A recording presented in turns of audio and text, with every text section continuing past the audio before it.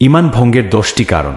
অজু, সালাত বা সাওম যেমন ভাঙ্গার কারণ রয়েছে, তেমনি ঈমান ভঙ্গের ও অনেকগুলো কারণ রয়েছে। আব্দুল ওয়াহাব রাদিয়াল্লাহু আনহু মৌলিক 10টি কারণ বর্ণনা করেছেন। 1. শিরক, আল্লাহ তাআলার সাথে কাউকে শরিক করা। 2. আল্লাহ ও বান্দার মাঝে অন্য কাউকে মাধ্যম বানানো। 3. মুশরিকদের কাফির মনে না করা কিংবা তাদের বিশ্বাস যে কুফর, এ ব্যাপারে সন্দেহ পোষণ করা, তাদের মতবাদকে সঠিক মনে কর। 4.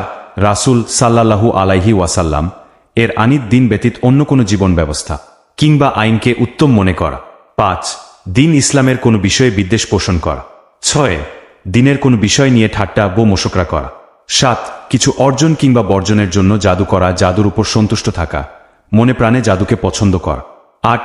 মুসলিমদের বিরুদ্ধে মুশরিকদের সাহায্য সহযোগিতা করা, যেভাবেই হোক। 9. কাউকে শরীয়তে মুহাম্মদ সাল্লাল্লাহু আলাইহি ওয়াসাল্লাম এর ঊর্ধ্বে বলে মনে কর। 10. আল্লাহর মনোনীত দিন ইসলাম